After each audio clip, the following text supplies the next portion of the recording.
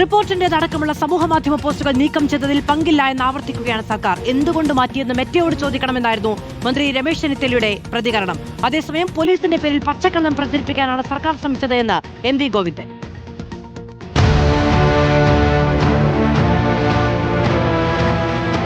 സാമൂഹ്യ മാധ്യമ പോസ്റ്റുകൾ പിൻവലിക്കാൻ മെറ്റയോട് സർക്കാർ ആവശ്യപ്പെട്ടിട്ടില്ലെന്നായിരുന്നു മുഖ്യമന്ത്രി നേരത്തെ പറഞ്ഞത്. ഇതേ വാദങ്ങൾ ആവർത്തിക്കുകയാണ് ആഭ്യന്തരമന്ത്രിയും. കേരള ഗവൺമെന്റ് ഓഫ് പോലീസോ മെറ്റയുടെ ഒരു സന്ദേശവും മാറ്റാൻ മെറ്റയോട് ആവശ്യപ്പെട്ടു. മാറ്റിയത് അവർ തന്നെയാണ്. അതേസമയം മെറ്റ നടപടിയിൽ സർക്കാരിനെതിരെ വിമർശനം കടുപ്പിക്കുകയാണ് പ്രതിപക്ഷം. പോസ്റ്റുകൾ പിൻവലിച്ചത് പരാതികളുടെ അടിസ്ഥാനത്തിലാണ് എന്ന് മെറ്റ തന്നെ മാധ്യമ സ്ഥാപനങ്ങളെ അറിയിച്ചിട്ടുണ്ടെന്ന് CPIM സംസ്ഥാന സെക്രട്ടറി MV ഗോവിന്ദൻ ചൂണ്ടിക്കാട്ടി. പോസ്റ്റുകൾ നീക്കം ചെയ്തത് സാങ്കേതിക പിഴവല്ലെന്നും പരാതിയുടെ അടിസ്ഥാനത്തിൽ ആണെന്നും ഔദ്യോഗികമായി തന്നെ മെറ്റ ബന്ധപ്പെട്ട മാധ്യമ സ്ഥാപനങ്ങളെ അറിയിച്ചിട്ടുണ്ട്. പിന്നെ പറയുന്നതെല്ലാം കളവാണ് എന്ന് വ്യക്തമാണ്.